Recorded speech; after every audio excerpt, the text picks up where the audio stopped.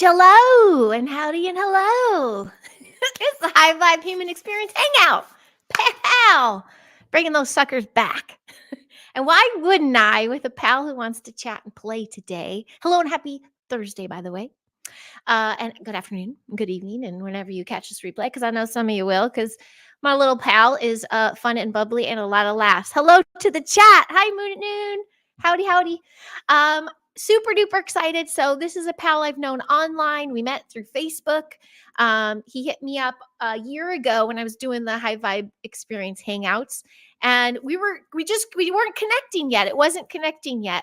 And this year, it all comes into alignment as it should, because I'm in more of alignment.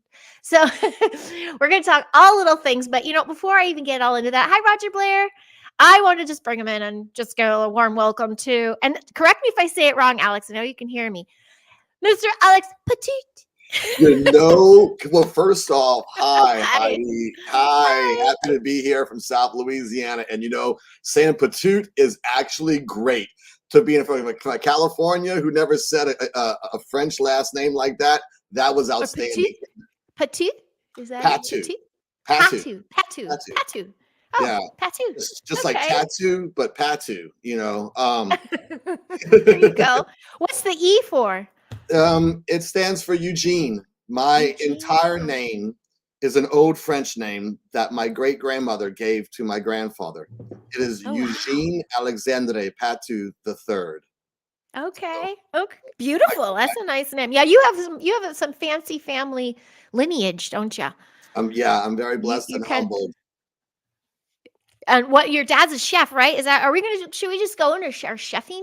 Well, Alex and I know each other for multiple reasons. I mean, where there's near-death experiences, there's, the esoteric stuff, there's feeding celebrities, there's being around celebrities, and then there's being an entertainer and being on stage. I mean, all the worlds collide. And then there's being a parent too. Right. So, right. I mean, I just, won't make it too terribly formal, and we're just going to roll and see what comes out. Yeah.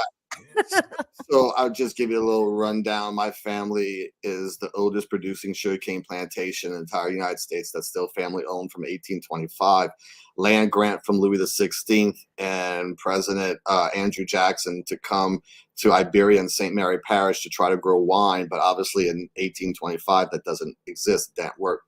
The climate and technology doesn't exist. So they started sugarcane with the Chitimacha Indians we're working with. And so so that's how that happened. And then my father is a James Beard Award-winning chef.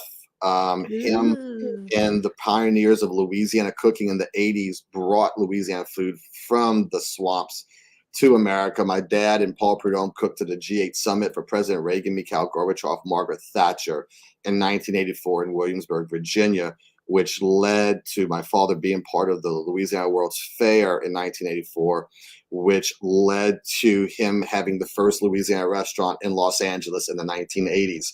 It's very interesting because as a little boy from the bayous, my dad would take us to his adventures. And I was sitting in the restaurant in Los Angeles, probably about 10 or 11 yeyears old, and this older lady, she looked like she had survived the Titanic. She had fur coat, all her jewelry on, and she sits down, I think we were in Westwood or that part of LA, and she sits down next to me. I'm looking out the window just in awe of y'all palm trees and the way California looks.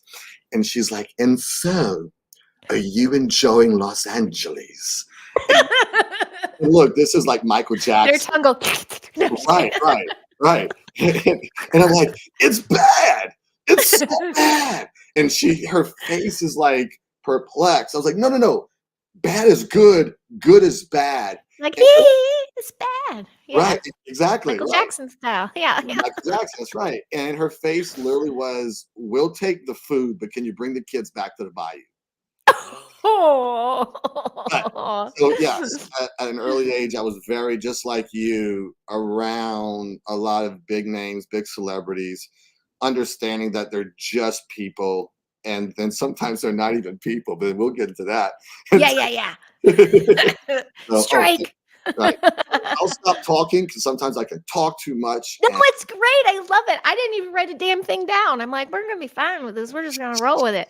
But it's about the food stuff. So you yeah, were that was your influence, but you went into food as well. You're Mr. Chef Man too. I So yeah, was that so again, like my name is the third. So my dad, I have his name, and growing up young, you see your name in lights. You see he opens up a restaurant that is literally named Alex Patout's Louisiana Restaurant, and right, and so hi Gail, hi and Neil? in the French Quarter, and growing up like that, it was just a very interesting dichotomy, and yet parents were divorced, so my Okay. mother grew up. We were poor. We were poor. We lived. My mom was a nurse who worked two jobs, lived paycheck to paycheck, and on child support. And then Oh, having a life growing up uptown in New Orleans and being around that atmosphere, and at an early age, understanding that one is not better than the other. You know, awesome. you find Good. the beauty and then you find the pain in both. Yeah. So, yeah. Yeah, yeah. That's must have been tough. Well, I don't mean to pivot so hard, but I was distracted by the love. Hello, hello, Mr. B. Hey, Hello, Mr. B. Chastity. I see Hey, you. Hey, Chastity. Castle Dude. Hey, Castle Dude. Castle Neil Dude. and I are chatting tomorrow, and Gerald, our moderator. Thank you so much for being here. Hello to everyone in the chat. So I love hearing that because you said two different parents, but you still found peace in both households. You can hear horror stories. So basically, your childhood spirit was not slashed and you still got to experience all these things with joy and imagination and creativity and that kind of stuff. In a way, Or but did I miss it? I, as a child who was a massive stutterer, you wouldn't even believe it. Oh, I had speech therapy from when I was about 4 to 5 years old, all the way till I was in college. And then at the same really? time, yeah, and at the same time, my mom always loved doing public speaking when she was in high school. And so she trained us in first grade about doing social studies and science fair projects and learning how to say, "Good morning, judges." The title of our project is, and then just go into it and learn a script and learn how to hold, learn how to Wow. project. My mom taught me and my brothers that imaginable, amazing gift of public speaking, even though you have social anxiety, even though That's you're a that's stutterer, awesome. even though you get picked on, even though you're not popular. It does not matter. It was literally just learning a gift and going forward. And now being blessed at 45 years old to be a single dad to a 3-year-old amazing little child that is a star Mhm. seed within her own self, and then bringing out my own creativity, using my gifts and saying, I don't have to work for the man anymore. I can be part of the collective, this, the plural of beautiful light, and going forward with our Yes. gifts. I love it. I did. I think you told me that in our first phone conversation about the speech lessons and stuttering and stuff because we got a lot. I got a big download in that phone conversation. I'm like, he's juicy. He needs a three-parter. Three-parter for this fella. There's too many tangents. But I loved it. But when I think of that with the speech, and then, that's the same. I was a quiet, shy child, but once I started opening up my voice and then it turned into, well, I got to do this forever. I don't want to get paid for this. And it went into entertainment. Is that what brought you into entertainment then? How did you start the entertainment side of things? Because you wear many hats. So is Well, that a loaded question? So I, I, you're like, keep me on track, Heidi. And I'm already sending you all over the page in the first 10 minutes. so I was, as the universe has its way of taking care of those who take care of her, him, they. Um, when I went into the Navy, I became the personal chef for the commanding officer of my aircraft carrier. Okay. But I got into the Navy because I wanted nothing to do with food because I was trying to run away from my last name, but realized through God and understanding that no, you can't run away. You cannot run It's away. such You a have to gift. Yeah. embrace. And so I became the personal chef for the commanding officer of my aircraft carrier and got to take care of some Wow. really incredible people. And then that kind of with that background, went to the Narva Theater to go watch a band from New Orleans, Cowboy Mouth. And I've been playing the washboard, which is a Cajun instrument. It's like a scrub board since I was a Yeah. kid. my aunt had bars and restaurants on Bourbon Street. So when I'd get off of work, when I was out of culinary school working in New Orleans as a kid, I'd walk into my aunt's bar, jump on stage with my chef jacket, grab the washboard, and just start rocking out with the band. And the tourists are like, "What is this?" So I That's learned how to awesome. play that as a kid. Had wanted to play with Cowboy Mouth on stage, and I got permission to do it. And in that night of going to watch them, the executive producer of the concert venue, I wanted to meet him. His name is Rick Marcel, his last name being Marcel, thinking that he was from Louisiana. He was on the radio a lot. Mr. Boudin, that's my brother right there. I've gotten to cook for him.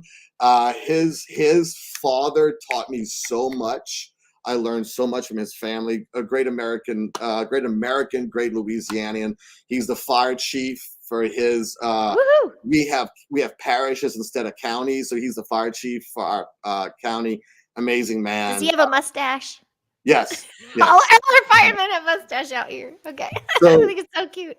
so anyway, let me just Yeah. Sorry, I took you off tangent. that's all good. I'm actually glad I can hold myself to staying back. You do, yeah. He, Oh, Mr. Marcel, I wanted to meet him, and they pretty much, when I got to will call, I was in line. I think it was security or somebody. I told them I wanted to talk to Rick Marcel. I was literally walking into a concert venue with a washboard, with a stainless steel washboard. They're like, "Who is this dude? Like, what's going on here?" And so Rick Marcel, I get to meet him. He comes and talks to me, and in the conversation, he tells me, "I already know who you are. I went to Tulane University in New Orleans. I roommate with Fred LeBlanc. I couldn't afford to go eat at your father's restaurant, but I already know your caliber. My director of hospitality put his 2 weeks notice in. Would you like to become the director of hospitality here for the Narva concert venue? I'm 29 years old, newly separated. I'm building a whole new life." And I'm like, silver "Yeah." platter? So I get to go on stage, Awesome. play with Cowboy Mouth at 29 years old, and then get to have a job where 2 weeks later I'm cooking for the Strokes. Was my first group that I got to take care of. 2 weeks later, I'm cooking for the Strokes, and then That's it awesome. just And then it keeps going from there. Was it yeah. mostly at the concert venues? Didn't you do private events too and stuff? So back then at the Narva was strictly I was director of hospitality for the Narva Okay. concert venue from 2006 to 2007, taking care of over 2,000 acts. It was voted by the artists themselves in the Rolling Stones magazine as one of the top 5 concert venues to play in the country, specifically for what Bill Reed is who bought and Bill Reed was one of the first people that started Ticketmaster. And he bought this old building in downtown Norfolk, Virginia, that in the 1920s was a vaudeville theater, and then closed Ooh. down. And in the 70s, the whole building was converted into a health spa. So it had an indoor basketball court, jacuzzis, saunas, rooms, and stuff like that. And then on the other side of the building was a restaurant. Visionaries can always see ahead and know how to make things happen. Remember that, ladies and gentlemen. If you're a visionary, if you know from the inside that you can see, you can manifest, and it becomes reality. You have a group of people that work together, things can take place. So Bill Yes. Reed buys the whole building and the restaurant because he knows that when people are on tour, they're eating deli trays, pizzas, and things like that. They're not eating nutritious. And so he was able to literally get them off their tour bus and turn this old theater stage, this old place on the first floor, and then convert the second and third floor into offices, and then keeping the jacuzzi, keeping the indoor basketball Nice. court, turning one of the rooms into a dining room. All righty. Okay. Having rooms for the opening artists, having meditation rooms inside of the green room for the main artists themselves, keeping the jacuzzi, keeping the saunas, having a rec room with vintage arcade games and pool tables. So the artists really got to get off the tour bus and spend a day and have a great time. That's And awesome. so I got to be a part of that and cook real food and working with the hospitality writers, working with the tour managers, cooking for one Awesome. group while on the phone and multitasking with someone in London, LA, whatever. It was a dream come. It's all about trust and respect.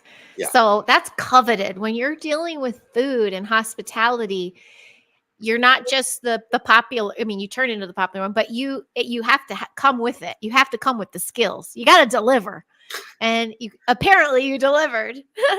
That's pretty epic because you have to establish that relationship, especially to house a place with different talent. They trust you enough to take care of everybody. That's amazing. That's so cool. Man, cool. What's your One, some people like to ask me, well, who was the coolest the person you got to foo-foo is? meet? I was Right. gonna say, what was your favorite thing to make? But tell me that next. So, who's the coolest people you met? Well, I'll give you three. Number one was an old Rasta who was a part of the Ooh, family of Damien and Ziggy Marley. ooh, And cooking for Damien cool. and Ziggy, they like Cajun people. When they go on tour, they bring the whole family from the littlest baby to the oldest Rasta. And Wow. there was this old Rasta sitting in the green room in the corner, and I'm running around, and he grabbed my arm and he asked me for just a bottle of water, and so I give him a bottle of water, and I didn't realize it till years later the way he said thank you for being grateful for something as simple as water. My gosh. And this guy Aw. might have owned half of Jamaica. This guy could have been Bob Aw. Marley's cousin or friend. Who knows? It doesn't even matter. But to learning to be grateful for something as simple as water, no matter what you have. That was my third.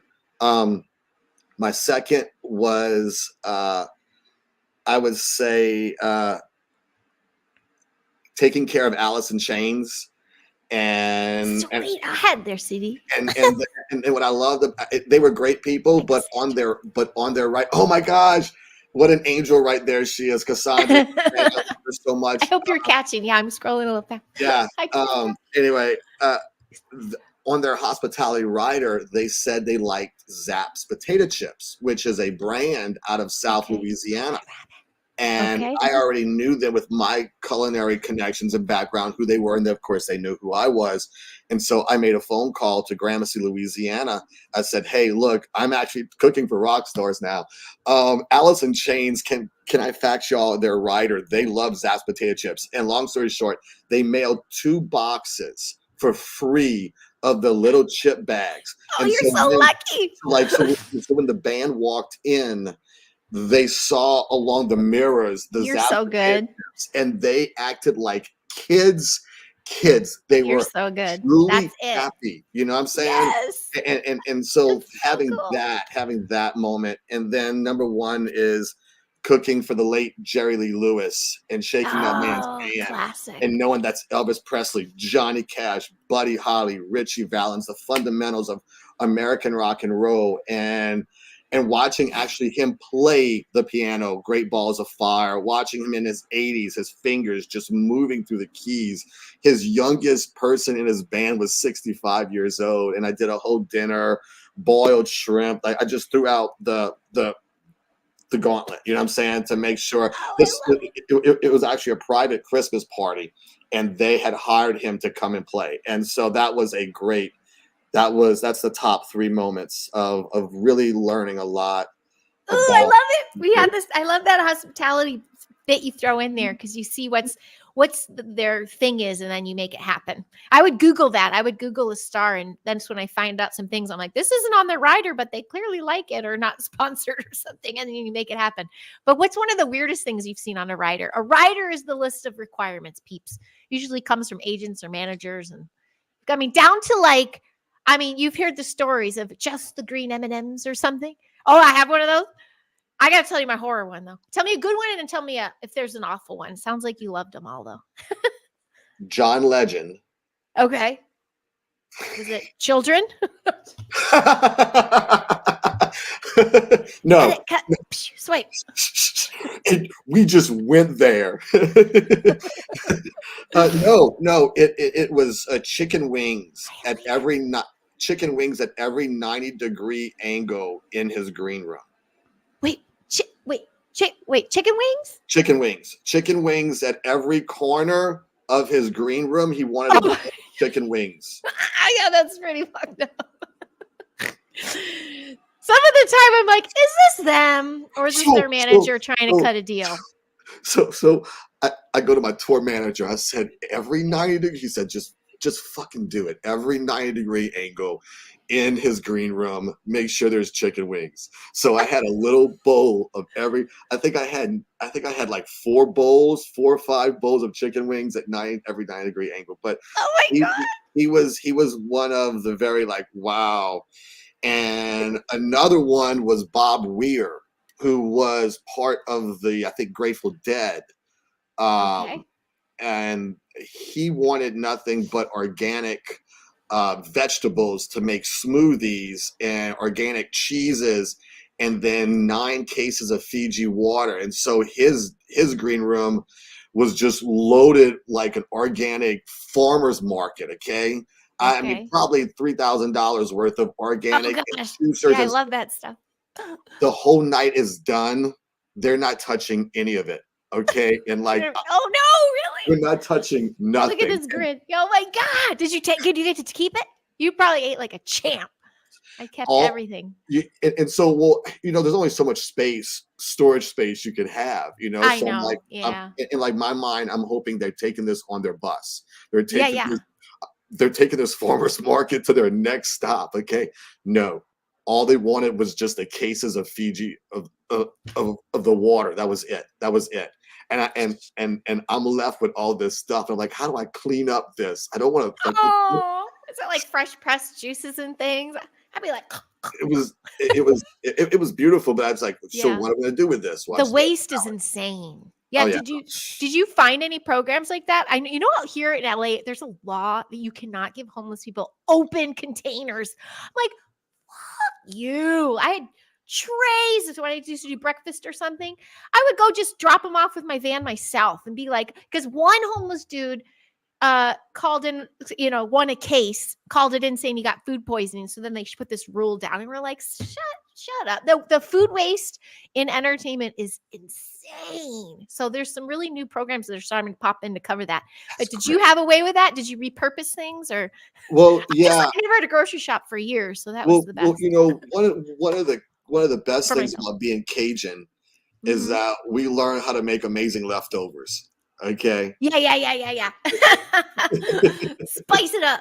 Well, not just spice it up, but just utilizing flavors and knowing how to Awesome. stretch out. I mean, there's an old saying that one pig could feed a whole neighborhood for 2 weeks by literally just knowing what to do, just like the Indians did Yes. with their food, the Cajuns, when they came down from Nova Scotia down the East Coast to South Louisiana and taking the influence of the other old world countries from across the pond, the Germans, the Irish, and Mhm. incorporating that.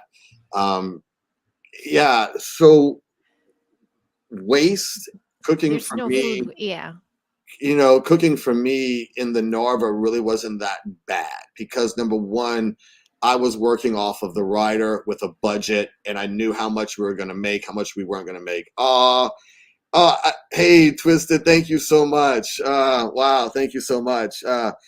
It's This just is so sweet. I, Stevie Pearl too is here. oh, She was saying howdy. She's Stevie, saying howdy a couple of let times. me tell you about that amazing, enlightened diva right there. Singer, mother, adopted, so much things that she has done in her world and how she manifests greatness and love for other people and does so much and is also taking time for herself and building herself and the manifestation of who she is.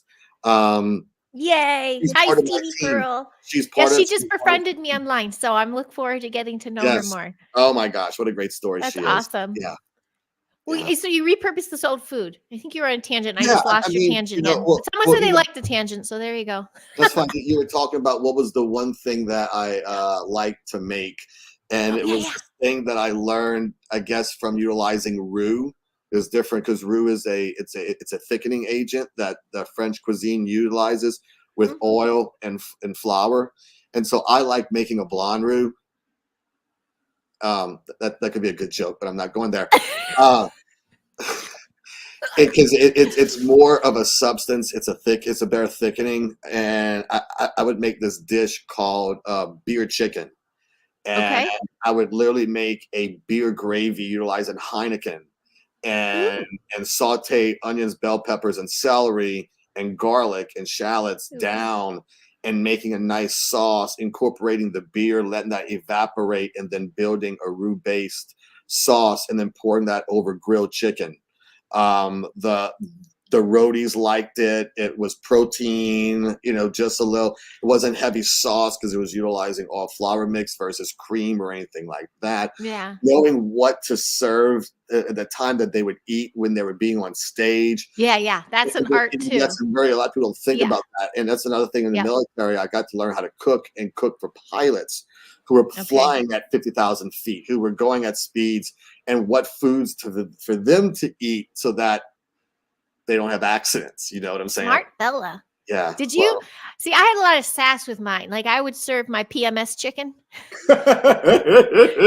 skewers with salt and vinegar chips, but a honey mustard, so it was sweet and sour. And then I'd always ring my little bell and say, "Who get your dang quesadillas?" So I do my. I love just doing random quesadillas. Like I'd stick to a menu, but the art is like you said, knowing when and how. If you had to think of pilots, what could their tummy withstand? If you're thinking of, are they about to perform for the concert? You gotta keep it light, and then after have it ready. Did you take care of their after hours stuff Oh too? yeah. Oh, no, I was from beginning to end. I did Nice. I did That's fun. pre-show. I did after party, post-show, food for the roadies, of course. And this was the great part, was that sometimes I would get invited to their after party simply because they liked my flavors. That was really Like cool. It was a what? one group I really enjoyed, and I'm not like a fan of their music or anything, but a band I think from LA called Flog and Molly, Oh, sure. and got invited by Bridget and David to go after cooking, because David said he used to cook in LA, and he said my fish was like crack. He said it was too. So like he invited me to their after party. Michael Frente Spearfish, he invited me to their after party. We did meditation. I'm a party favor. Um, shut So your he's mouth, girl. Stop your stuff right now. Anyway, yeah. So I got to be invited to some really good people who had great energy. And this is the thing. At 29, 30 years old, I had an ego. When you cook for rock stars and you come from how you came from, Mhm. I remember I went out with I actually had an entourage, and a girl asked me, "Who are you?" And my answer was, "You should already know who I am." No, that's not. We don't do that. We don't do that. But thank God that I lost my ego at a young age. I'm Awesome. very, very grateful for that. Yeah, there is a little bit, but I've learned to find just a little bit of humility in being a performer, and Mhm. that there's something very, especially being cooking, there's something sacred about when people ingest what we make. They Yeah. carry Oh my us gosh, with, yes. you Mhm. know. Yeah, yeah, yeah. Getting that love back and just you're kind of like it's respect. It's validation and respect cuz they'll definitely tell you when they don't like it. So when you hear good accolades for doing a good job, it's And like, and and "Dang, and if I could just throw one culinary wisdom out please." there, if anyone who likes to cook, um, stop asking people if they like it. Oh, yeah, if you're a Well, cook? Yeah, stop. yeah, I yeah. don't care how Own your professional shit. you are. I don't care if you're James Beard. I don't care. I do not care. It doesn't matter. Stop asking people if they like, because if they like it, they're gonna tell you. Watch their face. Okay? Yeah. Watch That'll their say face. everything. That's gonna Watch say that plate. everything. The clean And plate learn club. from that. Learn from Mhm. that, and also remember this: the first thousand don't count, and that's everything in life. I think we try to hold on too hard about you're gonna fail. It's in the Yeah. failure where you become the success, Oh my and gosh, yeah. that's the one thing I learned in Culinary 101 from Chef Carol Gunter, who invented the TGI Fridays Jack Daniels barbecue sauce. She was my Oh. culinary instructor, and Oh. yeah, and her saying was the first thousand don't count. And I really liked that Bradley Cooper, when he did the movie Burnt, actually Mhm. in the first seconds of that movie, he's shucking oysters in New Orleans, and he's counting each oyster that he shucked. Okay. And when he got to his 1 millionth oyster, he literally took off the apron, ate it, and quit. He was already a Michelin star. The character was already a Michelin star chef, but he wanted to understand that philosophy of the first 1,000 don't count.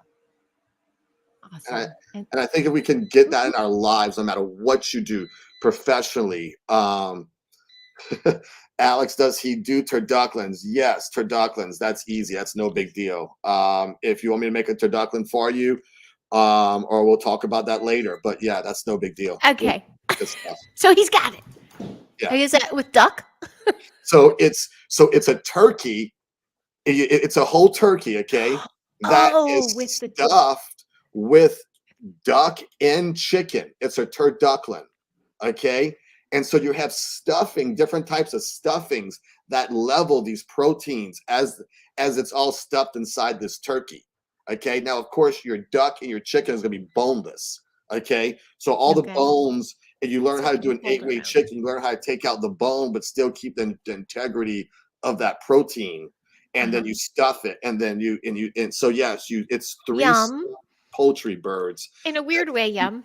That's slow cooked. And Chef Paul Prudhomme, who came up and invented the blackening season, who helped my family become what they became, is who kind of worked and built their turducken.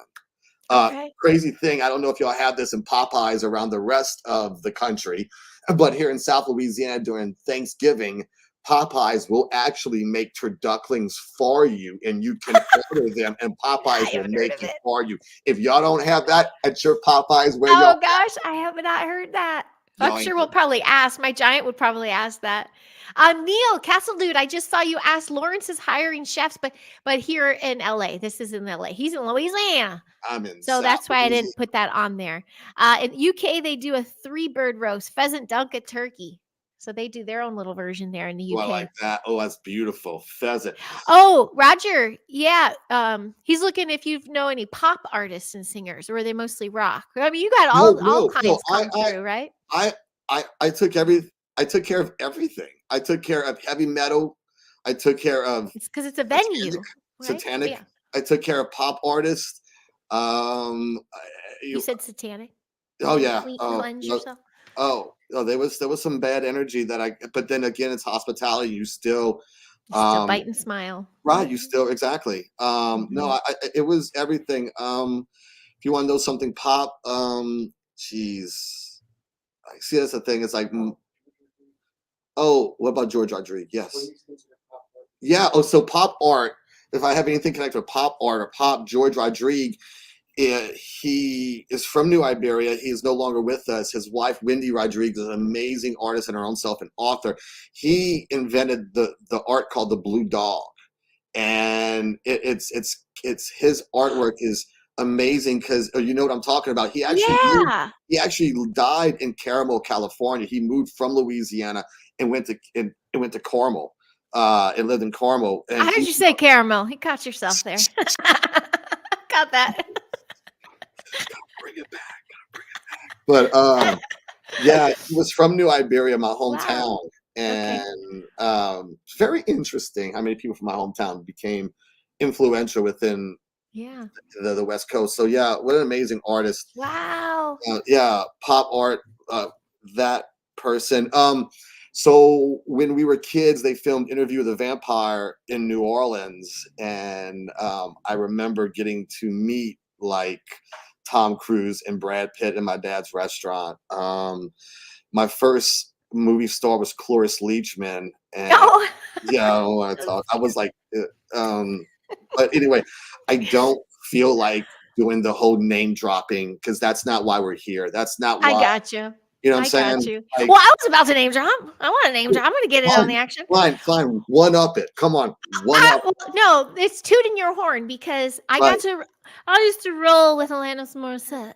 What? And I was shagging her BFF, and we did holidays. I stayed at her house, but I met them up on their tour here before they went overseas, and we met in LA. So we were at Staples Center, and I jumped on the bus. So it was her and her fella and me and my buddy. My BF at the time on the bus, and I did a 3-city tour with them. I basically caught the last leg, but and Rob Thomas, Matchbox 20 was the opening number. I brought my famous pot brownies, and they loved them. Right. Danica McKellar will never think of me and Alanis Morissette the same again because they kicked in for Alanis when she had a meeting with her.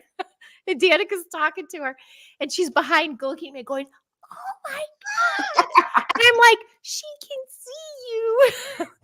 It was anyway, tangent. My point. See, that's my name drop. When I got on at Staples, now Staples, that's the hometown for her. So it was like room upon room of foods, hospitality. It was like a service provided, and not just by Staples. They brought in this like amazing service. When we got to Phoenix, holy crap, the spread was insane. And it's not just her and her band and the people, like the crew. She, wanted to eat. Everybody got to eat that amazingly. And the tour bus was set up already. And then the last stop was Vegas. So we had some fun in Vegas. But the spread that was there. So we had different chefing, but I noticed she didn't have a particular theme everywhere. She said, "I trust the chefs." And she was like, "I trust them they're going to give us their best." And because some go through and they're like, "You got to stick to the writers and things." And she's like, "They know what they're doing. I'm going to let them." And I loved her for that. I'm like, because I was doing crafty at the time. I was just the craft service tag along. And and that I was loved that. because it's like, that was also great that they allowed us as culinarians to put it's like, yeah, this is the writer, but if you know what you're doing, have fun. I think if there's one example for that, was Ben Folds 5 was coming, and the opening act is a guy named Mark Broussard, who's from South Louisiana. And long story short, when he was doing Christian music in high school, his Christian Catholic band was in the church that I was baptized in, and I was in the same Life Team Christian band, but at another church. So I was doing vocals and washboard, and he was doing vocals and guitar, and he's the one who actually made it. But long story short, he opened up for Ben Folds, and I wanted to do a little South Louisiana dinner: shrimp étouffée, corn mock choux, smothered green beans, potatoes, and bacon. And but my boss said, "Well, it's going to be what the Ben Folds tour manager says." You know what I'm saying? And so I get in touch with them. I tell them my idea, and I was like really like very, very like not confident because I was afraid. And he's like, "Bro, you cook Louisiana food?" I'm like, "Yes, sir." He goes, "Whatever you do, we good with." That's So awesome. yeah. Yes. That's the ultimate. Yeah, that's a really positive thing. That's a trust that they haven't even met That's you huge. yet. Yeah. They haven't even met you yet. They've never Right. tasted any of your flavors or Yeah. anything like that. Yeah. That's They know you got the skills. So that's pretty cool. Now, what made you, because I know you just said just the past couple years you've been like on stage. So you're still cooking though, aren't you? Nothing foo-foo. You're not in your own restaurant or anything. no, But I mean, you're always I'm going to have that I'm skill. more of like a private chef now, but on a different dichotomy of like, "Good evening, everyone, and what we're doing tonight." It's more like casual culinary, have some fun, have some glasses of wine. We're all around the kitchen together, learning, cooking, talking, right? Nice. That's my forte. But yeah, so I've always enjoyed singing and performing since I was a kid. And this karaoke bar came up and manifested itself here in Lafayette, Louisiana. And because of that one place of learning, I have built and got to be a part of the world I am now. I started doing karaoke, and I started incorporating performing into the karaoke, letting go, sometimes being too much. I will say I am too much at a lot of times. And Like showboat too much or not in your body? Like no, not. a little bit of both, maybe. I don't know, but sometimes I can just like, ugh, Oh, it's great to have people that can just pull you back and just be like, "Okay, okay." And so I've learned how to. gotcha. I'm learning. Let's just say I'm not learn, because we're all still growing. We're all still learning. No one is ever at any level better than anyone else. And so Absolutely. I'm Amen. still learning, but I've learned how to have confidence and perform, and then go from there, and then having that confidence and watching other people enjoy what you're doing, not because they don't even know who you are. It doesn't matter. Like, for example, I take my own version of Celine Dion's My Heart Will Go On, and that has actually kind of become that this place, this karaoke bar, has a picture of people's pictures on the wall. You made like the Hall of Fame, and my picture's up there. And no matter what, I'm very humbled by that, because these people who don't even really know me see something of value, and it's very humbling. It's such a blessing. But I yeah, I love. Sorry, I muted for a sec because the dangerous killer Amazon man is on our street. So the dog is like protecting his house. sounds like a blue dog. Can you hear him pretty loud? Hopefully not. That's I what can this is hear the him, worst. and this is my voice. I don't know why I'm doing this, but that dog needs to calm down. I know. Come on, Bobo. And then I forgot my question because I gotta sing guitar, all that. So karaoke. So you're loving the jams about karaoke. You're So yeah, on you're I've on the been doing Wall of Fame. karaoke and making like a show out of it, and just manifesting good energy, and just being organic at the same time too. I think if there's anything from watching, you understand this too. We got to be a part of these performers' world. They allowed us to be in their world, and right, who doesn't love doing Spice Girls karaoke, right? Um, but and then you just get a part of it, and you see how they perform, how they hold themselves on stage, because everyone's world's not perfect, but when you have to go on stage, you take whatever's going on in your personal life, and you have to compartmentalize that. One of the things we learned as a chef is take whatever's happening outside that world in the door, you close that door, you're there for what's going on right there. And watching these artists learn and perfect that. And so whatever's going on in your personal world, it's not about you. It's not about singing for what you like to sing. It's not about cooking what Really? you like to cook. It's about learning your audience. What are they listening? Oh. What But do they adapting, like? right? You got to do what Right. you love and then Correct. adapt it to them. Correct. Right. Gotcha. Yeah. Right. So everyone loves Celine Dion, right? So it's a Kind joke. of. It's a joke. Okay.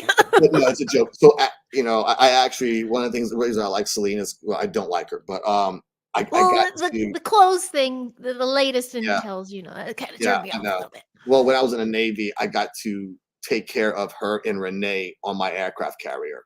Whoa. I got to watch her do sound check and sit down with Renee and have a conversation with them. And then, yeah, of course, Get to meet the craziest, yeah, coolest yeah, people, huh? yeah, Yeah. It's yeah, humbling.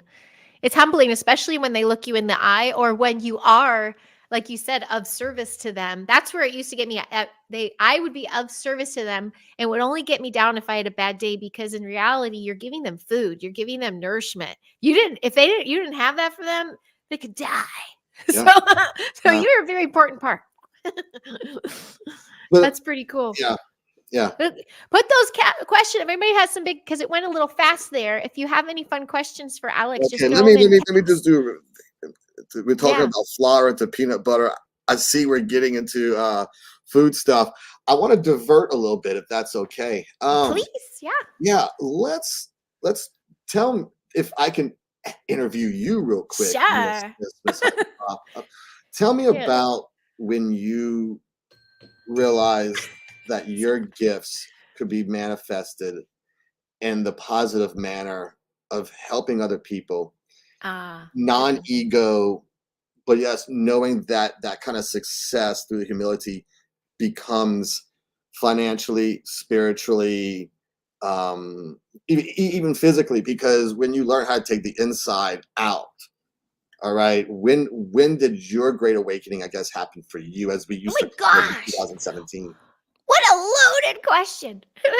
No, I mean, that my first instinct when you first started talking, though, is I was lucky to have parents that cheerleaded whatever my passion, and they're like, follow your bliss. So wherever I was floating towards, they were like, come on, pop, you can do this. So I just noticed, though, before lockdown stuff, that when I was on set, I was picking the directors I'd work with. They trusted me, gave me the budget, and I worked part time on set, making full time salary. so my kids could go to a nice school. I was doing it, and I was just like, oh, and I love what I'm doing. I get the leftovers, groceries for life. I still can be at all my kids' functions because I can say no. Like, it was all like everything, and I was on set, so where I felt like home and where I wanted to be. I knew all the parts to play, like, Mhm. and it felt like a very Carney family thing. And I was just doing what I liked, but I was making money. Now the physical laborious part of it was, that was trying, but I was ripped, so I loved it. But I'm still repairing. But I did have that moment of like, this is all my loves, especially when there was a kid's job or something, and there'd be kids around too, because I had that calling. So stepping into this new calling with kids, it's been kind of cool because I'm bringing out the entertainment. We're always talking nutrition and nourishment, but I'm really trying to hone in, like my parents did for me, bring their skills online and say, this could, something else my parents would say, which I think came from Joel Goldsmith or something, like, do what you love and the money will come. So if you are passionate about what you are doing, turn that into a career. That's kind of where that awakening of that kind of stuff is. You guys went fast in the chat there. Okay. What do you think of that? I completely understand. My moment of when someone gave me money for something that I was doing literally just for fun, and it was more money than I had made 12. I already been in the kitchen for 12 hours, and I was asked to perform at a party. And like stand up, or you got to be specific because people are well, picturing let's speedos just now. okay. All right. So I was manifesting stuff, right? Okay. Okay. As you grow up, okay. And someone said, "Hey, Alex, my friend's getting married, and we'd like for you to strip for a bachelorette party." And now, Oh, so you so you got to understand something. I was about made it 30, fun. I was about 30 pounds heavier. Um, and I'm like, I am nothing like really physically good to look at. And at least that's how I felt at that time. Okay. Okay. And so it was more about the comedy. And so I went in there and I made people laugh. It wasn't like Shannon Tatum walking in. It was more like Tom Cruise's stepson from Cajun country who's way short. And because You owned your shit. You basically yeah, owned it and rocked it. yeah, I for 2 So hours, and cool. it made Oh, them how laugh, and they had a fun. great hour. They had a good time, and someone literally put money into my jeans. And when I got back to where I was staying at, because I was even not even living in my own place. I was going from house to house, couch to couch, because my life was turned upside down when Hurricane Ida took place. But not even going there. But when I took out that cash, Mm-hmm. and I realized someone gave me money for something that I did. This wasn't even work. It was more money than I made in that 12 hours of being in the kitchen. Oh, wow. For just Like 2 they hours tipped you. having fun. And it Yeah, was yeah, like yeah. light bulb. It was like I was already on that path. It was like, no, now once you have this feeling, it's so hard to go back to being, right. Cassie, exactly right. When you stop chasing money and you start living, that everything, that manifestation comes into play. Everything that you Yeah, have yeah. dreamed of on Yes. on being positive and not being on a singular, like, oh, I can't wait to be rich, or I can't wait to be famous, or I Right. can't wait for this. You take out the I, and then you dream about the people that you love and all of it being done together. And you just Yeah. start living it in your head. When you're going through traumas, you put yourself into another space because you don't want to feel it, Mm-hmm. and that's how it kind of started for me, as in a way, as a young man. Mm-hmm. Full With the disclosure, performing too. Mm-hmm. and performing, but there was a moment in my life as a child where I got low, and I was ready to go, Oh, and I put I'm a glad you. gun in my mouth Oh, and oh, shit. finger on the trigger. And when I closed my eyes, I had a vision of me over my coffin in our hometown funeral home, because the flickering electric lights, I was hovering over my coffin, my wooden coffin, Wow. and my mom was over it. Oh, She was over it, and she looked up at me and she said, "Why did you do it? You had so much going for you." I took out the round. I shot the round off. I went in my mama's house and I said, "I need help." And she was, oh no, you're fine. You're fine. You're just going through a breakup. And Oh, I punched a hole in oh, the wall, and she realized, oh wait, you need help. So yeah, okay. so when we can be Aw, vulnerable like that, and we can talk about our traumas, and we can and really ask for help. and ask Yeah. for help and Yeah, get yeah, yeah. Yeah, yeah. um, Oh gosh. Oh, yeah, Alex. no, but it's no, Dang, but would you again, not to say go to that maybe exact moment, but I don't know. I've been asked that too. Would I go through all the dark that I've gone through again? And I'm like, yeah, I think so to get to this point, especially as a parent. you know, when you learn military, when you learn law enforcement, you literally learn that ability to just say, you know what, it's really no big deal. It's all mental. It's all mental. It is all Yeah. mental. Aw. Right here in this part, it Yeah. is all, and you can consciously control. Yeah. You can consciously control it. The Yeah. emotion does not have to control you. And That's where they say when manifest, thoughts you, become that's right. things. What do you want to do? What is your skill? And this is the $1 million question burning on UK people's minds. Have you ever met Alice Cooper? No, but Okay. I have not met Alice Cooper, but in my dining room, Alice Cooper had come to the Norva, so I had like drumhead signed by Alice Cooper, and we had an Alice Cooper guitar that was in the restaurant on the other side of the concert venue. So Oh no, gosh. no, but there was stuff from him. There you go. And Neil, I think we got our next show, a comedy strip. We want to do like this is a comedy pal. We're gonna go live tomorrow. So you gotta come watch Neil and I tomorrow. We're just gonna chit Okay, chat and okay. riff.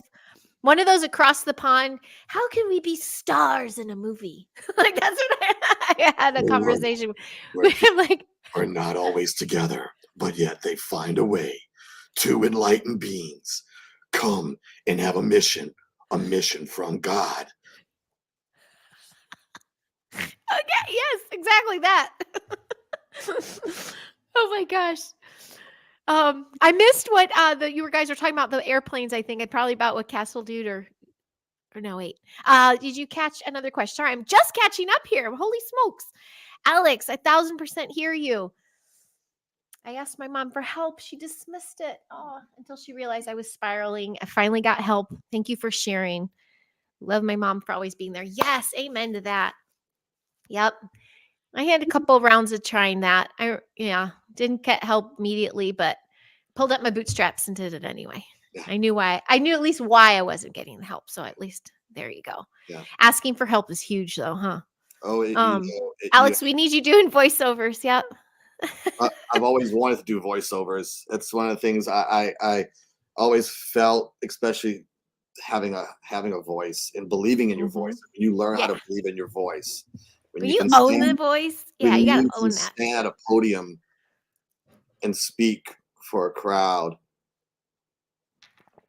and just learn how to. I don't know.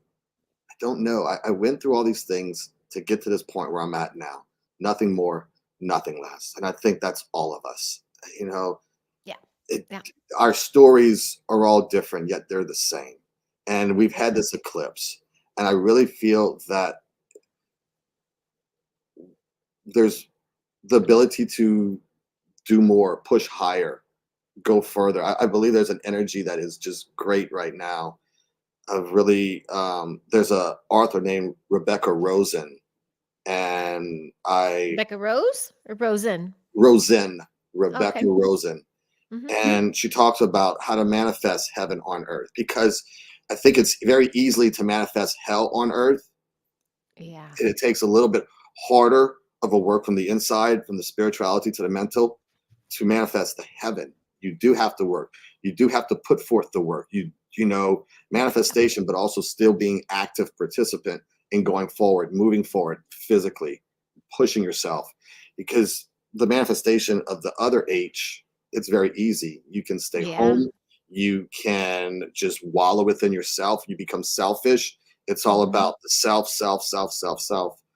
And we live in Um, a society that encourages it, whether they know it or not. yeah, It's embedded right in our lives right now. yeah. So you have to actively choose not But to. you had an amazing guest on recently, Rosie Elise, Yeah, and I love her. my amazing friend Rosie. Again, another person who, if I was not real man, a genius, Sorry, I said that.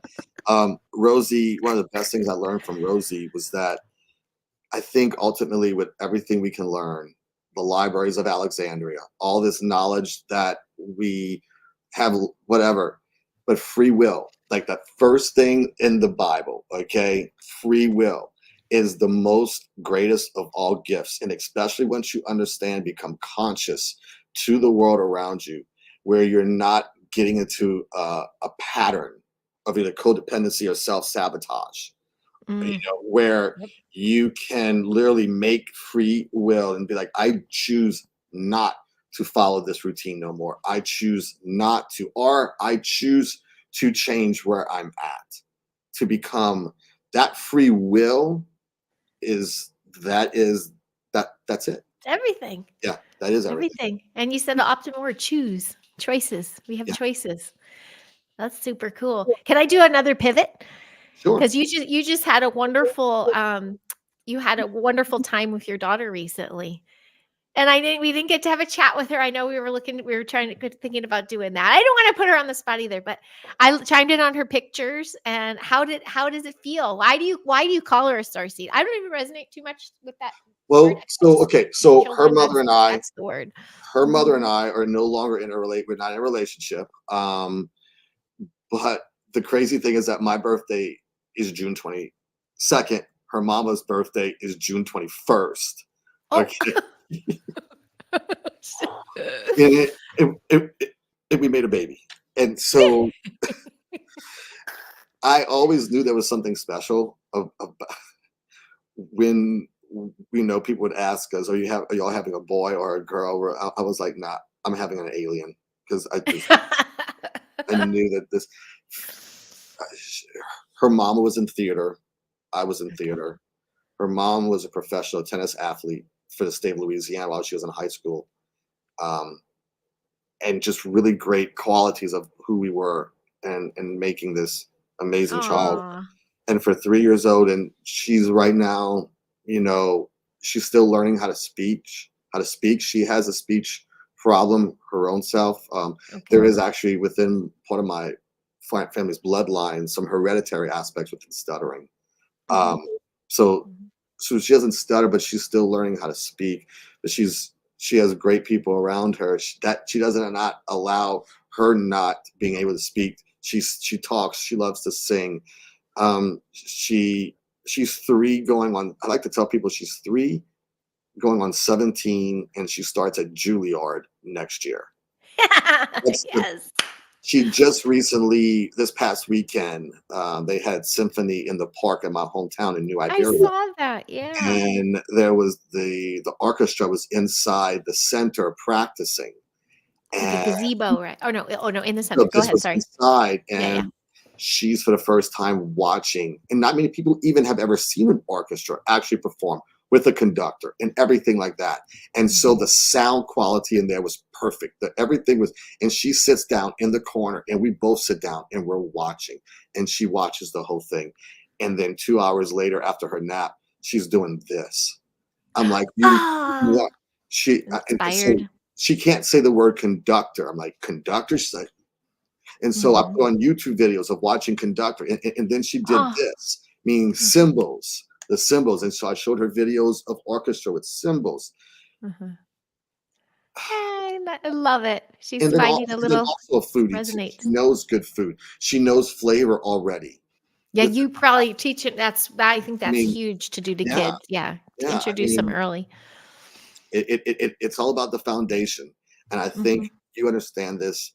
And I think a lot of our parents who are our ages right now can understand this, that we change, we Yeah, make the stand, we make the change, we make the break of how we grew up with that paradigm to building the yep. foundation of our future's future.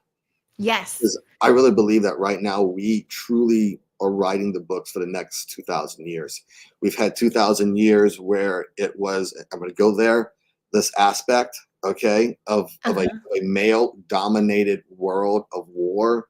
And I think right now we're coming into this, which is the sacred feminine, the womb, the grail. Um, where we learn from the divine feminine and the masculine learn from the feminine, and realize that no, like the feminine, a female is the only being that knows what it feels like to make a life inside of them, It's so what that crazy. energy feels like, what happens. No male could ever understand that. I do not care who, what, when, where, or how. Um, Or when your cooch opens up to like a bowling ball. right. It's like, what? Yeah. It's So crazy. I think Crazy. having Otherworldly. We're having portals. appreciation, We're yeah, portals. cool. Mhm. Having appreciation for that, learning from that, um, having adoration, truly looking up to our partners and Mhm. seeing them for the amazingness that they are, and that reflects back to you. Having Aw. relationships like that, Yeah. that is truly how we as a society can change the world Mhm. around us. Because if we change the world around us and we help create the world around us, that's little fires that happen in other worlds, and Yeah. that's how that's how it's done. So Yay. yeah, that's just how I feel about that. That I we love had that. 2,000 years of this, and then now I think we're becoming 2,000 years of this, and that is where we will really learn um, how to progress as humans connected to the divine. You went on inversion. Rerouting the inversion. I saw you go on an inversion route. I'm like, wait, but I know what you mean. The sacred femme. Yeah, Yeah, I know exactly what you mean. And thank you for that gentle reminder too, because we have a big day coming Friday, but we have some stuff with the biological dad, and I've cut that cord. I've tried to heal. He chose not to be in their lives and everything, but it's still like they came through us, him right, too. So I'm trying to still find that respective, good. like I honor you for what you've gifted, but instead of like that, damn, what a dick, like thank you for that reminder that Yeah. he still served a purpose. So Yeah, so let's we're gonna pivot right now. Let's talk about comedy if you want. I don't know how much longer we have left. Oh yeah, yeah. Look at you. Look at you. You're on the roll here. Well, shout out to anybody listening. We've been locking down somebody, one of our pals. He's been booking some gigs, but I really am interested in this conscious comedian synaptic circle because we all like comedy, and that was my old world too. And I've seen you doing your stand up, but I also know when you come at it with a certain energy and a certain light, you're really part of an incredible team of shifting things to be able to do that through laughter and opening the crown chakra. So tell me some comedy stuff. So you did karaoke. How did you fall into doing stand up? And like, is this going to develop anymore, or is it really just a passion, like a side passion hustle? I think in life, growth always continues. If Mm-hmm. and I've always admired stand-up comedy. I've always admired people who can make other people laugh, no matter what's going on in their world. Um, I think what really did it for me was when I was in college, my Algebra 101 teacher did stand up comedy.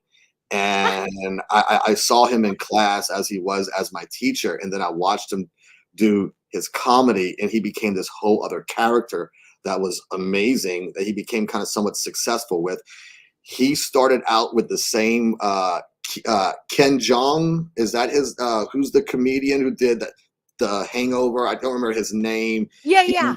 he's I one know of who you the mean. Who he's one knows of the that in the chat? judges on The Masked Singer. Well, Yeah. he was a heart doctor at Toro in New Orleans and Really? was doing open mic and started doing comedy in New Orleans at the same time that my comedic algebra teacher Steve Shaw Oh no was way! at I the didn't same know that. time, and they made friends. And so they learned from each other. Comedians learn from each other, just like chefs. And years later, and I was an adult, Steve decided to give a little comedy class, and so I took it. And I'm not really funny, honestly. I'm really not funny. I think Well, you're confident. Truth and comedy, right? We just tell I our think that's where it really comes from. Um, is just having that ability to go up on stage and know that it's okay to bomb, that yeah. literally it's okay, but then it's not okay, and that you need to build. Because the way I see comedy right now is those 20-year-olds are all like, I'm 45, but these 20-year-olds, they are the chefs. I'm just a dishwasher. I want to learn from them. It's not about age, it's not about where you've been. It's about, yeah, I can cook, but I can't do comedy, and I want to learn how to do this. And so Gotcha. in the way I see it, they're the chefs, I'm the dishwasher. I'm here to listen to them. I'm here to watch them. I'm here to try to work at my craft, but at the same time, I am nowhere close to where they are. When I first started comedy, I walked into this place with this like, hey, and I've done this, and this guy's like, okay, so I've done this, I've done this, I've done that. And I'm like, oh, he's like, yeah, be quiet. Like, thank you. No. Oh Yeah, gosh. but I think when you get that, when you have people like that who aren't afraid to put you in your place where you need to be sometimes, and have the humility, Yes. wisdom to listen to what they're saying, because it's not about you. It's not about it's not about learning from other people. And so Yeah. when you can have Yeah. people be brutally honest like that, and Yes. and them actually being Those are your comics. peeps. Yeah, those Yep. are Yep. your Yep. peeps. Yeah. Have you written a set? Do you have like a 5-minute set or 7? I know that 7 minutes doesn't sound long to people, but when you're up there Well, under a light, it's loud. I I have some stuff, and then I will write her. I have some stuff that I'm never gonna do because it's just that bad. But yes, Give us a line. I do have a bit. You know, I think it's very interesting being a dad to a little diva, especially at 3 years old, and she can't talk, and all she can do is point. And it's great to watch these adults just run like, what do you want? What do you want? That's not funny. I thought it was trying to be funny. That really is not funny. It's actually kind of stressful. It's stressful because your daughter does not know patience, because there are 3 people at all times waiting on her hand and foot. Oh. Oh no. She's going to be too damn expensive. Like, Oh. like I actually wish she wasn't as pretty as she was and as talented as she was. Yes, that's a joke, parents. I promise you, that's a bad joke. This is all stuff I'm working with, and I'm really not that funny. It's all in the delivery. It's all in the delivery, Alex. It's You in got delivery. Oh, she wants to know if you're doing comedy tonight. Yeah, how often do you go out? It's Because tonight. that's the other thing. It's Tonight's every night of the week. There's something out well here going on. here in Lafayette, Louisiana. It's actually Tuesday night and Wednesday night. Excuse me, Tuesday night and Thursday nights. Those are the nights. Gotcha. Tuesday nights at Cire de Arts, which is in downtown Lafayette, and on Thursday nights it's at Legends Pub on Republic Drive in Lafayette, Louisiana. Ding, ding, ding. The more you know. So now there is that where you usually go over there for those? Yeah. Okay. Yeah, and awesome. I do open mic. I'm not. Awesome. I do open mic, and I'm learning. I'm learning. As you can when you do those open mics, so other people are doing like poetry or there's something else. Oh no, going it's on? it's all comedy. It's all comedy. It's all comedy. And then we did a Kill Tony style on Tuesday nights. They do a Kill Tony style set at Cire de Arts where you just have a minute. And I've also wear a wig. I have a blonde wig, and I like to. When you not on all of the stuff, do you? No. I think I saw pictures of some you did. No, it's just a little character I'm building named Roscoe T. Baggins. And so it's like a little bit of Borat meets Joe Dirt meets Dewey Cox Walk Hard. And and there you go. Yeah. And that's how it starts. But yeah. So have you heard of Claude Stewart? Claude Stewart, do you know him? No, ma'am. No. He's known for like his kick. He like kicks to his nose, and he's got red hair like this. I think he either just went to. I just saw his lineup. His wife's my best friend. But okay. He might be in Lafayette soon. So got you. I'll bug you to go. And he does high kicks and stuff like that. So that's he's physical. I was blessed to have been fired so many times in my life, from jobs to just fire. You're fired. And just never giving up, right? Just never giving up. And I got to spend 1.5 years as a ballroom dance instructor in Baton Rouge, Louisiana. Oh, that's right. I was that's on your bronze level in teaching the five ballroom dances of swing, cha-cha, rumba, tango, and foxtrot. That's and, hard. and learn lead and follow, right? And so, Wow. right. Okay. I always loved dancing. I've always loved Me too. dancing since I Yeah. was a kid. I mean, I literally had the Michael Jackson white glove. That's why I said it was bad when in LA at the restaurant. She 'Cause didn't get Michael it. Jackson Yeah. was all I knew, Yeah. Yeah. So That's awesome. in being a dance instructor and you teaching and learning again about control and people letting go of control, and then bringing that art Trust. in trust, and then but bringing Mhm. that art into into karaoke, where you get Okay. you're spinning around the stage, you're doing turns and stuff that 45-year-olds can't do. You know what I'm saying? And just have fun doing that. Again, it's the little gifts that we have that merges all into oh my gosh, I wish I could add a pic in the chat. Oh, But is there a pic of him dancing? but yeah, so it's culinary. What I'm doing right now Robert. is Hi, Robert. culinary. Sorry. Sorry. It's culinary what? It's culinary It's just I'm ballroom? trying to build. I'll tell you, your universe. Y'all want to know what I'm doing? I'm building what I like to call a culinary variety show, where it's cooking, comedy, karaoke, all around the stove, learning, listening, and just walking away with a great feeling that I've been fed. I got to laugh, and I got to maybe even cry a little bit and learn how to love myself a little bit better.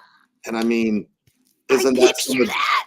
some of Yes. the best recipes for life right Yeah. there? And Yeah. so we're starting here in South Louisiana. I'm very blessed that I am part of a silent auction that's going to be with the Lions Club of Lafayette. Mhm. Uh, and we're doing a private dinner for 4 people, and it's starting at a really great price. Oh, And it's wow. for children. We're raising money for children who have eye problems or need glasses, and so Okay. that's what this is for. Sweet. So yeah, At a special venue, or is it so people are basically paying for you to chef for them for well, party of it's, 4? yeah, The so pretty much, auction? yeah, it's a side Cool. of myself and another amazing culinarian that will be uh, cooking for and entertaining 4 people. And I'm just, again, it's about having those people in your world who believe in you, Yeah. who see your potential, who see the trueness of who you are on the inside, and see you as someone, as a marketable product to help other people. Mm. I see another rainbow. Doon, doon, doon. I thought that was beautiful. That'll be the clip. There's the reel. That was awesome. Oh, I'm excited for you. And I do see you like headlining like a show like that where it's an open kitchen, the chef's table, watching things. And, as they're dining, then there's the entertainment. And then, And then hey, there's now entertainment. y'all ate. Everybody feels good. Who wants to come up? So you know, right. So oh, so cool. I was very lucky that Emerald Lagasse and my dad were friends, and knowing how Emerald Live came up. Okay, so Chef Ramsay, I actually did have a private casting for Hell's Kitchen. I was still in law enforcement, and what happened Mhm. was the guy who I helped train to take my spot for cooking for the commanding officer of my aircraft carrier. I saw him on the Food Network for the next Food Network star a- Oh, no way. as a So you're like, contestant. oh my gosh. And I was like, oh heck no, oh heck no. And so I got, because I was like, Hell's Kitchen is what, because my dad was known before Gordon Ramsay. My dad was known as, on his cookbook, Craig Claiborne wrote on the back of his cookbook, Tyrant Genius Chef. And my I've heard of dad that too. fundamentally taught all of us, do it right the first time. He was a perfectionist like that. So Uh-huh. whether it was cooking or hunting or doing your chores, do it right. There's a lot of anxiety and pressure that comes from that, especially having that. All right. And Yeah, man. so learning that, how to control, manifest it, and then not allow it to take over you anymore, where you're not nervous anymore. That's Mhm. why I want to do Hell's Kitchen, because like let That's Gordon insane. let Gordon like yell at me. Let him lose his shit on me, because I feel with my background in military and in law enforcement, you get a lot of screaming in both situations at you in very high stressful situations. Um, when you have that kind of energy already in your background, Mhm. um, so that's why I wanted Mhm. to do Hell's Kitchen. So I did a whole. It's actually on my YouTube page of the casting video that I made for Hell's Kitchen, of me running into a restaurant with a fire truck in the background, actually running to a call. It's not added sound. The guy who who was making our video, I, I hear the fire truck. I'm like, we need to film like now, and I'm in my law enforcement uniform, and I'm running into the restaurant, run into the bathroom just like Superman in my uniform, and run out in my chef jacket, apron, and everything like that. Roll into the kitchen and just start cooking, and that became the casting video that I did for Hell's Kitchen. Um, That's awesome. I I didn't get picked. I didn't get picked or anything like that, Okay. but it was a great That's a tough experience. one. They have hundreds of thousands of people. That's a tough one. Yeah, But there's so many shows now too. But I also see you headlining your own show. But I know that's how they can find you. You know, in the kitchen with Tish. She was one of the winners of Top Chef, and uh-huh, now she's the host of it, and she's right. got her own segments of it. But I Yeah. remember as a contestant, and you just know, I'm like, hey, this person is meant to be on camera. And then sure enough, they know how to market and do it. Well, that's a I, whole nother tangent. But Yeah. that is all about attention. And again, I think it comes Yeah. back to just having the right people in your Yes. world, that you manifest the best of yourself, and build from the inside out. And it's not about at what point of your life does it happen. It's not about that. Right. It's about that. Just stay on the journey. Yeah. Be grateful. Know you are loved, and know Yeah. that we're all in it together. All of our sufferings, all of our greatness. It doesn't matter if you can cook. It doesn't matter if you can write. It doesn't matter. What matters is that whatever you do well from the inside out, you project that. You bring that. That's it. Thank you. That's No what I matter the try to fear. instill in those kids. Yeah. Yeah. And yeah, it's scary. Of course it's scary. Mhm. Doing things for the first time are gonna be scary. But Mhm. once you get over that fear, you realize, guess what? I can do something else that scares me. That's why at 22 years old, after already being in college, I went to the military. My grandfather was Army. I wanted to do something that scared me, but I knew I wasn't going to do Army. So I was like, boot camp is going to scare me because I don't think I can do this.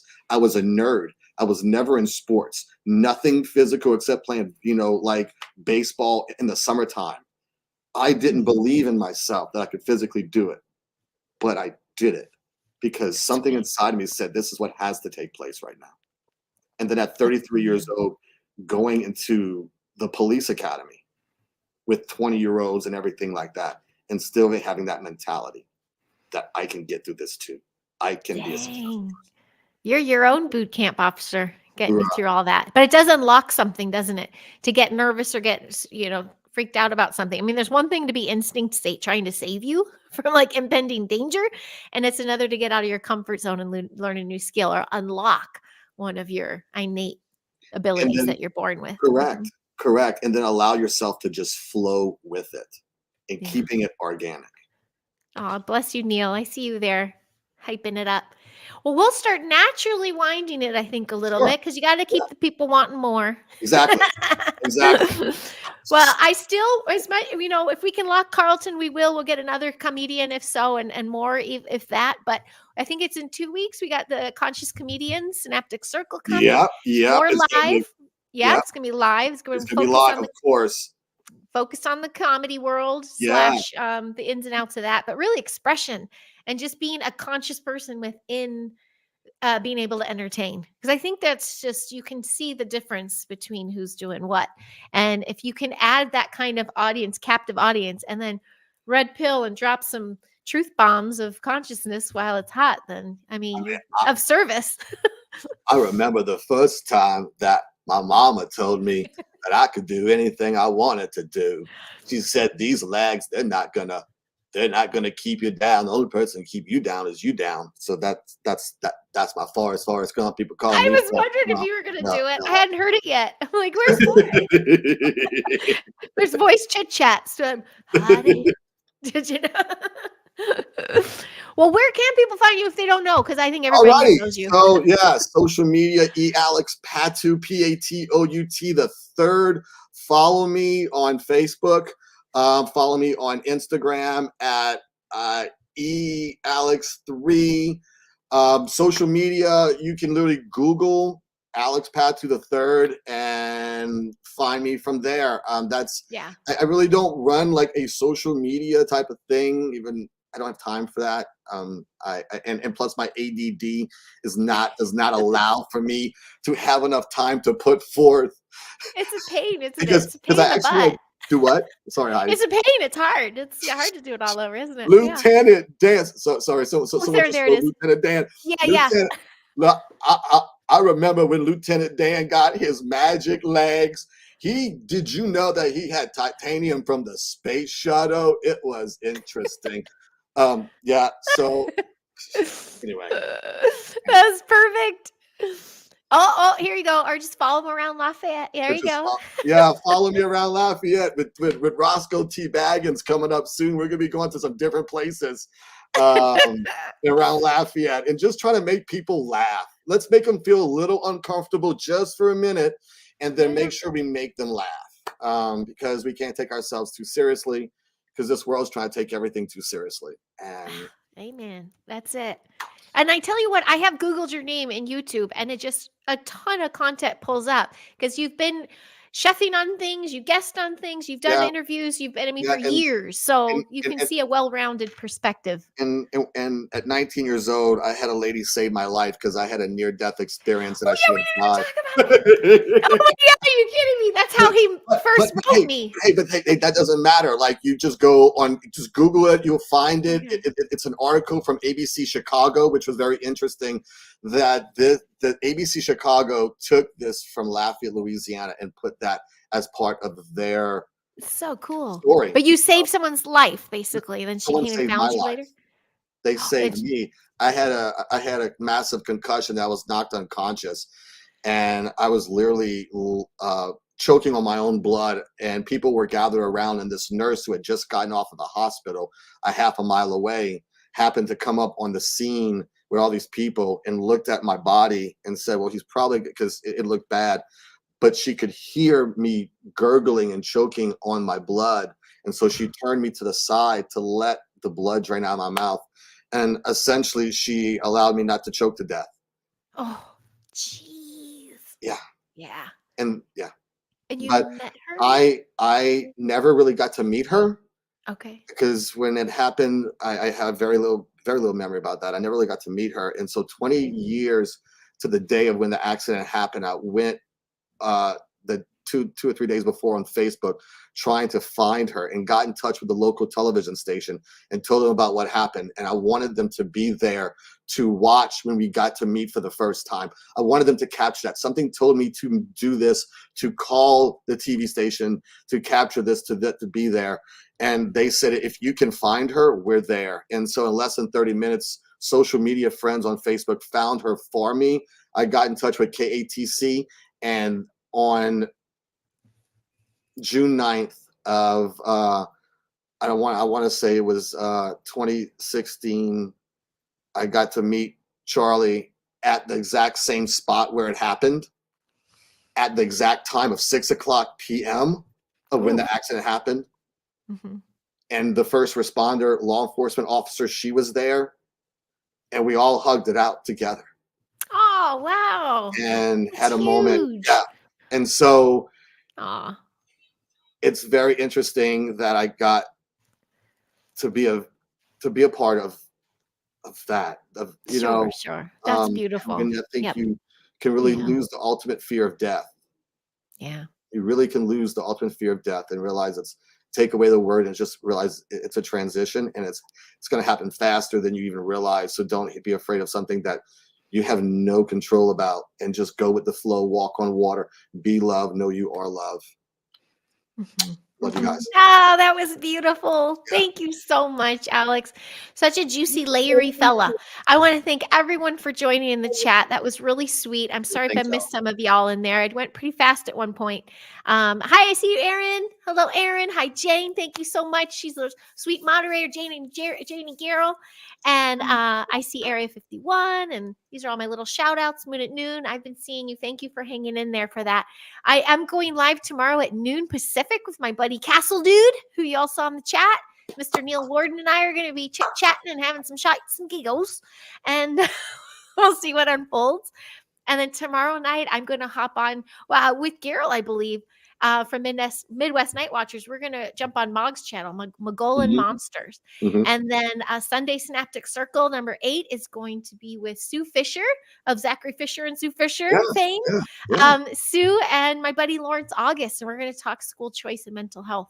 And she's been running a center for 30 years, so I have a lot of questions for her. Yeah, so we're bringing that to the kids.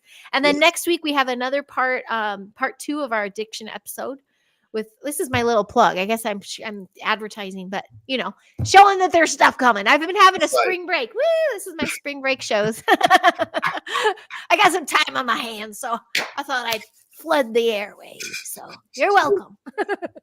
Thank you very much. Thank you, Alex. So thank you so very much for playing. We're going to do this again. Heidi, let me just say honestly how humbled I was to have you ask me to be a part of this, for who you are and the caliber of the person that you are and what you've done in your world to manifest the greatness and the love that is around you and the people that are part of your world, that you could even think of me to say, I want this guy to be on that. It's very humbling. So thank you so much.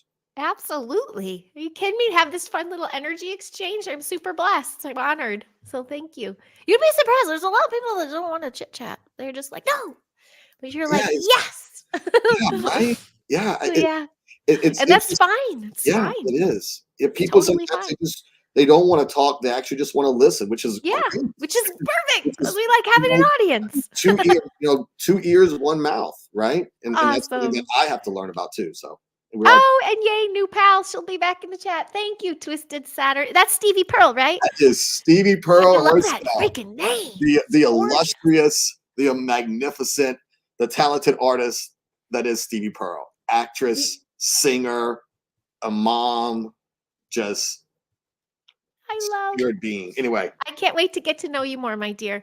The link for tomorrow. Yeah. So thank you for those tuning in. I know I'm building things, and even like my little moderators and friends, or even Zachary Fisher. He's like giving advice on when to air. And I'm like, but I'm a crazy mom with ADHD. I'm random. So thank you for my random air times and live streams that you guys still show up. So thank you so very much. I want to just, before we go, I want to say one shout out to my friend Dustin Downey on Facebook. Follow him, Dustin Downey. I could not be a good gaffer at right now if it was not for him and the blessed people that he has in his world. Follow him at League of Extraordinary Motoring. He runs an amazing car club in Lafayette, Louisiana, and doing some amazing things for some amazing nonprofits in our area. You said Dustin Downey? Dustin Downey. That is correct. That's it right there.